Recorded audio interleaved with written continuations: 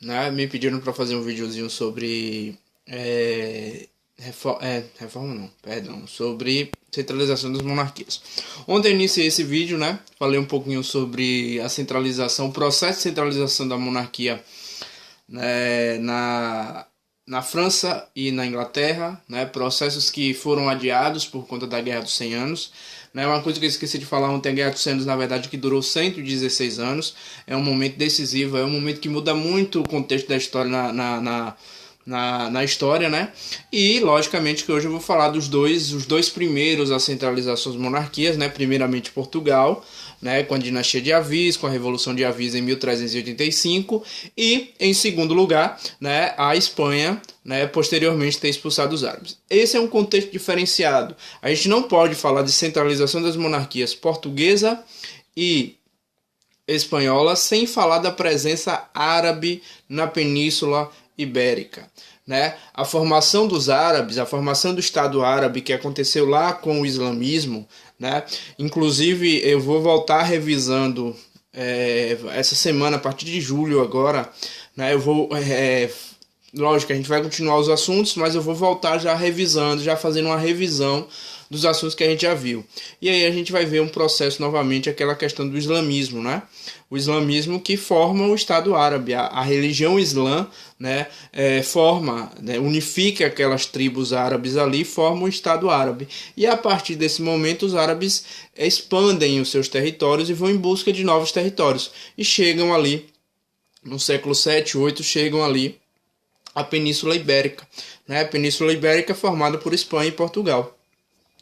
Essa região fica dominada pelos árabes até mesmo na Idade Média, até a unificação desses dois, a centralização das monarquias de Espanha e Portugal, né? Onde vai ter uma influência muito grande, né? Lembrem que os árabes eles só não avançam mais para a dominação total da Europa por conta de Carlos Martel, né, que era um mordomo ali dos francos na Guerra de Poitiers, né? Isso vai ser importante para que os árabes não avancem, né? Então você tem aí nesse momento, nesse determinado momento, os árabes ocupando a Península Ibérica, né?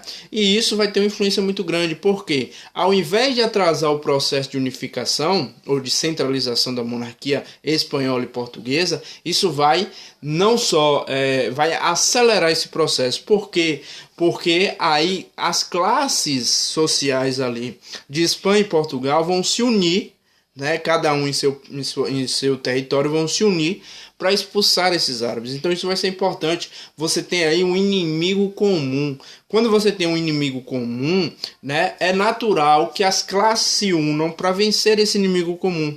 Que as diferenças entre rei, burguesia e nobreza fiquem de lado nesse momento para poder expulsar os árabes. Então, é um facilitador dessa unificação, dessa centralização. É esse inimigo comum.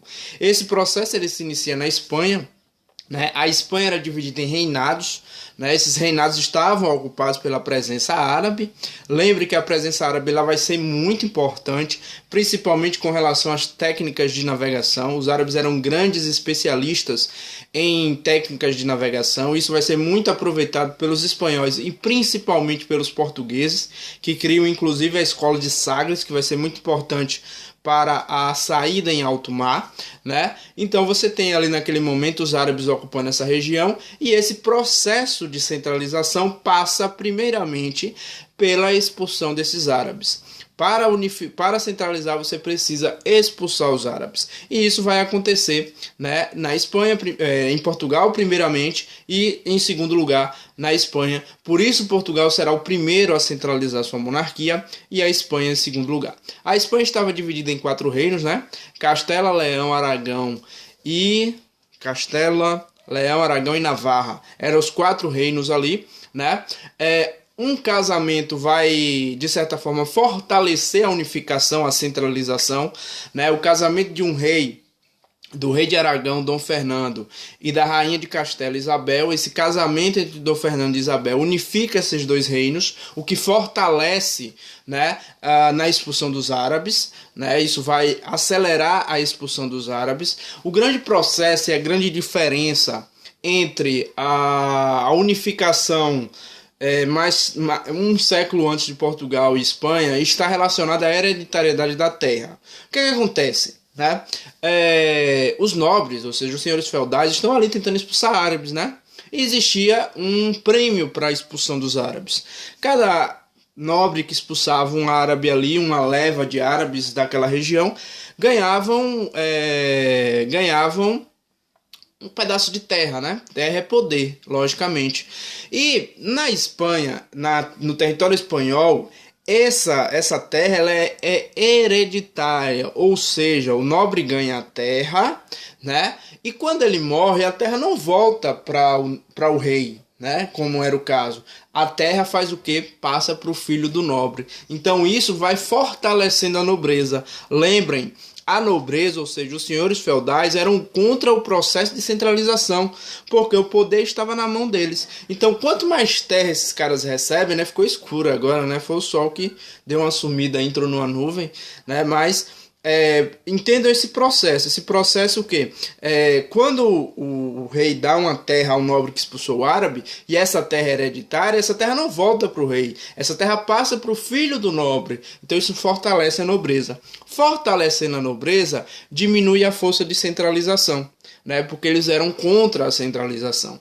Em Portugal vai ocorrer o inverso, né? Em Portugal você vai ter o quê? A terra não vai ser hereditária. Ou seja, expulsou árabe, ganha terra, morreu, não vai passar para o filho, volta para o rei. Isso fortalece a centralização. Essa é a grande diferença entre Portugal centralizar primeiro e a Espanha centralizar depois, né? Portugal centraliza em 1385, enquanto que a Espanha vai centralizar em 1492, cento e poucos anos depois, certo? Em Portugal você tem lá, né? Portugal eu vou falar no próximo vídeo, porque vai ficar muito, tem uns 57 segundos ali, né? Tô com problema no cartão de memória, então eu mando o de Portugal num outro videozinho, beleza?